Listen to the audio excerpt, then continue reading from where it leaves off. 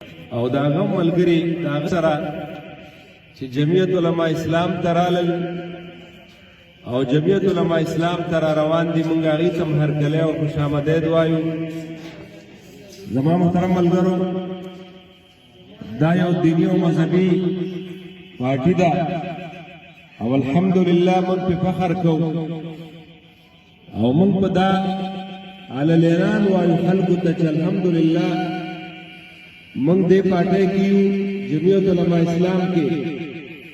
او موږ د الله نه سوال هم کوو چې الله پاک هم تا د مرګ دې پارټۍ نه بل خوا نه لړی. ځکه چې ما پرون زموږ یو مولانا صاحب شیخ الحدیث مولانا سبحان الدین صاحب کانګړه کې وفات شوی او زه یقینا تاسو ته ووایم چې موږ لاړو جنازې له د هغه په جنازه باندې بره برک څادر پروت او بره پې برک څادر د جمعیت علماء اسلام هغه نشان ده هغه پې اچولی و. ما ته د عزیز الرحمن صاحب د ډکي هغه جنازه یاده شوه. زه طالب العلم وم او مولانا عزیز الرحمن صاحب د ډکي چې کله وفات شو جنازه یې وه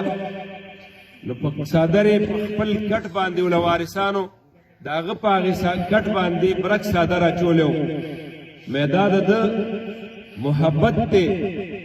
او دا ځکه الله تعالی د ده وارثانو ته زړه کې واچول چې زما په دې کټ د ده په دې کټ باندې دا برک څادر واچولی شي. زما محترم عزیزانو، په دې اکابرو کې داسې خلق تیر شوي دي زمونږ چې هغوی د جمعیت علماء اسلام رکنیت ډک کړی دی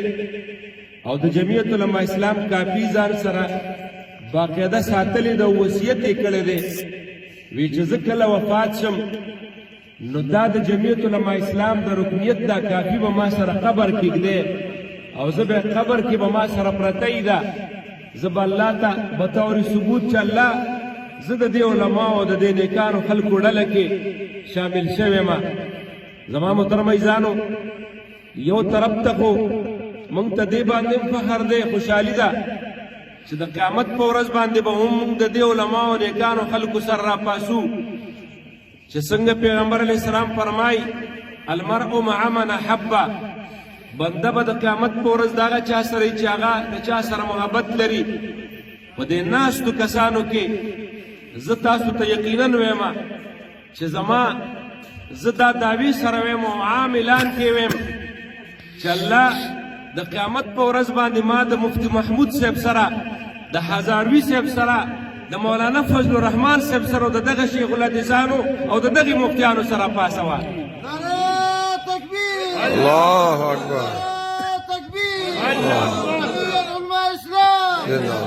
لیکن بل طرف ته دا خبرم کوم علی الاعلان چې په چارسده کې د دې عامو پاټو والا او د دې عامو ډلو والا سیاسي خلکه هغوی دې راشي اعلان دې وکړي چې موږ الله د عمران سره د قیامت په ورځ راپاسوه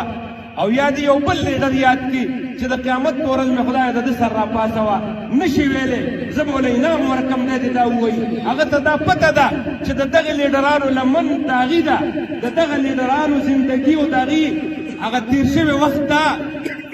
بیمار دی او خراب دی او زه دا دعوې سره ویم چې زما د مشرانو لمن پاکه ده، زما د مشرانو زندګي هغه یو صفا زندګي تیره شوې ده. زما مشران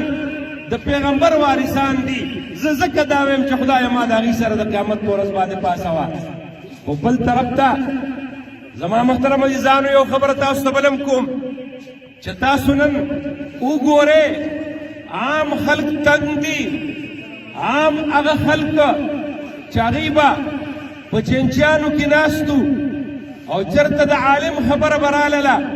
چېرته د مولانا فضل الرحمن صاحب خبره به راغله،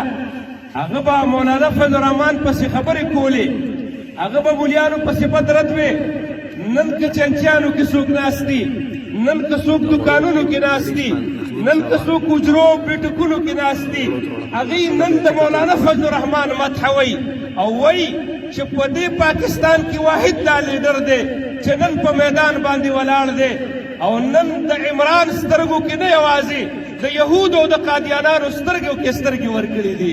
زما محترم عزیزانو، عام خلکو تسلیم کړل دا خبره